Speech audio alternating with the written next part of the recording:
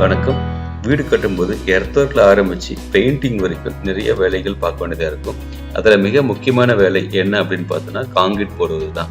அதாவது roof concrete போடுவது தான். இந்த ரூஃப் காங்கிரீட்டுக்கு தேவையான மணல், சிமெண்ட், ஜல்லி சரியாக திட்டமிடணும்.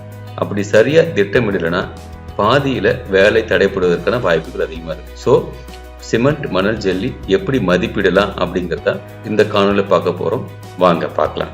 நீங்கள் பார்த்துட்டு இருக்க வீடியோவில் சிமெண்ட், மணல், ஜல்லி இதெல்லாம் ஒழுங்காக திட்டமிடாதனால வேலை பாதியில் தடைபெற்று வேலையாட்களை வெறுமனே உட்காந்துருக்காங்க. ஸோ இது போன்று உங்கள் சைட்டில் ஏற்படாமல் இருக்கணும்னா அதுக்கு நீங்கள் செய்ய வேண்டியது சிமெண்ட், மணல், ஜல்லி எவ்வளோ தேவைப்படும் அப்படிங்கிறத சரியாக மதிப்பிடணும். சரி, இப்போ 1000 ஸ்கொயர் ஃபீட் பில்டிங்க்கு சிமெண்ட், மணல், ஜல்லி எவ்வளோ தேவைப்படும் அப்படிங்கிறத நம்ம பார்க்க போகிறோம். எடுத்துக்காட்டாக பில்டிங்கோட சைஸு 45 அடி நீளமும் 25 அடி அகலமும் எடுத்துக்கலாம். இதில் காங்கிரீட் திக்னஸ் 5 இன்ச்சுன்னு எடுத்துக்கலாம். ஸோ ரூப் ஸ்லாபுக்கு மட்டும் எவ்வளோ காங்கிரீட் தேவைப்படும் அப்படிங்கிறத பார்க்கலாம். Length into breadth into thickness, அதாவது ரூப் ஸ்லாபுக்கு மட்டும் காங்கிரீட்டினோட வால்யூம் எவ்வளோ அப்படின்னு முதல்ல கணக்கிடலாம். அதாவது லென்த்து, பிரெத்து, திக்னஸ்.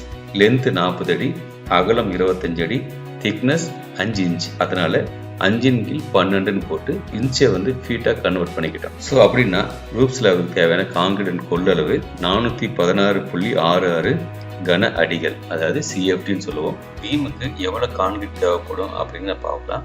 இந்த பீமோட லே அவுட் நீங்கள் பார்த்துட்டு இருக்கீங்க. இப்போ பீமோட லே அவுட், அதாவது அகலத்தில் 4 பீமும் நீளத்தில் 3 பீம் ஸ்ட்ரெயிட் பீம் போயிட்டுருக்கு. அது ஒவ்வொன்றும் இண்டிவிஜுவல் சைஸ் நீங்கள் பார்த்துருக்கீங்க. 10 அடிக்கு 11 அடிக்கு 11 அடி, அது 11 அடிக்கு 11.75 அடி. அதனால பீம் லே அவுட் ஆகிட்டு இருக்கு. பீமோட சைஸ் பார்த்தீங்க அப்படின்னா 18 அடிக்கு 9 இன்ச்சு, அதாவது 3/4 அடி. இப்போ நீங்கள் பார்த்துட்ருக்கீங்க 5 இன்ச் ஸ்லாப் திக்னஸ், 13 இன்ச்சு கீழே பாட்டம், அகலம் பார்த்தீங்கன்னா 9 இன்ச்சு. டோட்டலாக 18 அடிக்கு 9 இன்ச் பீம் திக்னஸ், பீமோட சைஸு.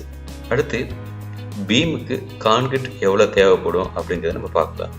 முதல்ல பீமோட நீளம் எவ்வளோ அப்படிங்கிறத கணக்கிடலாம். பீமின் அகலவாக்கில் 25 அடிக்கு 4 நம்பர், அதாவது 25 அடியில் 4 நம்பர் அப்படின்னா 100 அடிகள். ஸோ பீமின் நீளவாக்கில் நீளம் 111 அடிகள், மொத்தம் பீமின் நீளம் 211 அடிகள். அப்படின்னா கான்கிரீட் கொள்ளளவு பார்க்கலாம். பீமோட சைஸு 9 இன்ச் அகலம், 13 இன்ச்சு உயரம், அதாவது 18 அடியில் 5 இன்ச்சு ஸ்லாப் திக்னஸ் போச்சுன்னா 13 இன்ச்சு ஹைட் இருக்கும். நீளம் பார்த்தீங்கன்னா 211 அடிகள்.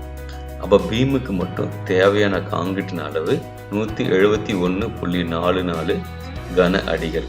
மொத்த காங்கிரீட் தேவை, அதாவது ரூப் ஸ்லாபுக்கும் பீமுக்கும் காங்கிரீட்டின் தேவை பார்த்தீங்கன்னா 416.67 ப்ளஸ் 171.44 588 கன அடிகள் கான்கிரீட்டு தேவைப்படுது. ஸோ இனி சிமெண்ட் எவ்வளோ தேவை அப்படின்னு கணக்கிடலாம். ஒரு கன அடிக்கு 0.23 மூட்டை எனில் 588 கன அடிக்கு 135 சிமெண்ட் மூட்டைகள்.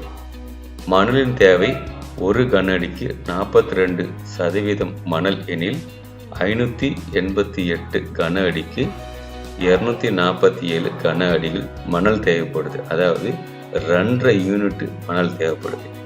ஜல்லியின் தேவை ஒரு கன அடிக்கு 84% ஜல்லி எனில் 588 கன அடிக்கு 494 கன அடிகள், அதாவது 5 யூனிட் ஜல்லி தேவைப்படுகிறது. எப்பவுமே 10% கூடுதலாக எடுத்துக்கணும். எதுக்காகனா வேஸ்டேஜ் ஆகலாம், இல்லை ஹியூமன் எரர், அதாவது வேலையாட்களுடைய எரர்னாலையும் மணல் ஜல்லி கூடுதலாகும் சில சமயம். அதையும் கணக்கில் எடுத்துக்கொண்டு அதுக்கு எவ்வளோ சிமெண்ட், மணல், ஜல்லி தேவை அப்படிங்கிறத பார்ப்போம்.